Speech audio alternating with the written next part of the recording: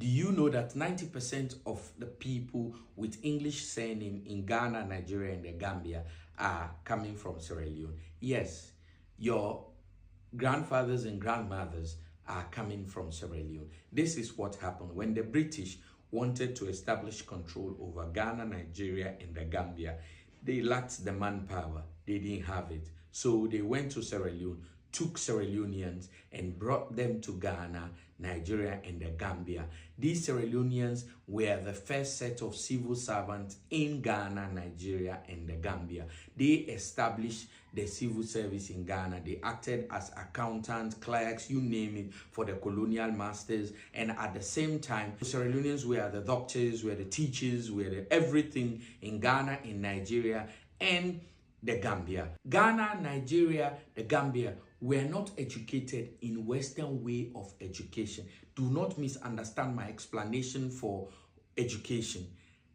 They were well educated in African way of doing things, in Arab way of doing things, because by then we had come in contact with the Arabs. Don't forget, for example, in Ghana like this, the Ashantis, they came from the Malian Empire. They were well read. So also was that of the Dagombas. They were, and the rest, the Cisalers, the Dis, they were all well read in the Eastern way of education, in Arabic and all the rest, and were well civilized. But in the Western way of education, they were not. Hence, the Sierra Leoneans were moved in. These Sierra Leoneans came to fill in all the positions, the civil servant positions. They serve as doctors, teachers. They serve in all those necessary positions. By this point in time, Ghana had nothing like Western school. So was Nigeria and the Gambia. So Sierra Leoneans already had universities 110 plus years before Ghana had its own, 110 years before Nigeria and the Gambia. Not even primary school. Ghana, by then, the very first set of Ghanaians who they wanted to go to school, they took them, sent them to Sierra Leone. Very first of Nigerians who were educated, they were sent to Sierra Leone to be educated. So was the Gambians. Sierra Leone was a center of education. So these Sierra Leoneans who came to Ghana, came to Nigeria and the Gambia, they settled. They never went back.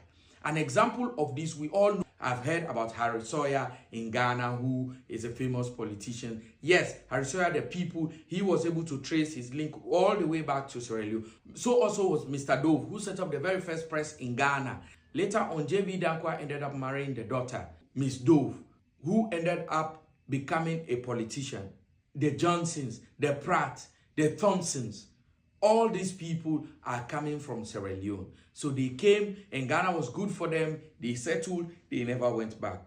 They came to Ghana to fill in all these positions for doctors, lawyers, the civil servant, teachers, you name it. They filled these positions and they never went back. They stayed. So the Johnsons, the Pratt, the Thompsons, the Kunsons, you name it, all these people all came from Sierra Leone. So your great-great-grandfathers came from Sierra Leone. And in case you want to know about these people, who are they? They are the direct descendants of the slaves, the returned slaves that came from overseas. So they were settled in Sierra Leone. Hence, Sierra Leone is called Freetown for free slaves. So this place was where they were. And because of they were educated and the colonial masters needed this manpower and needed them to help them in administrating Ghana, Nigeria, and that of the Gambia, they moved them over, they stayed, and that is how come you have this English name. I am not denying the fact that the remaining 10%, for example, in Ghana, some Voltarians with English names were the Americans who moved in. For example, surnames like Peter. You know, America, they call Peter.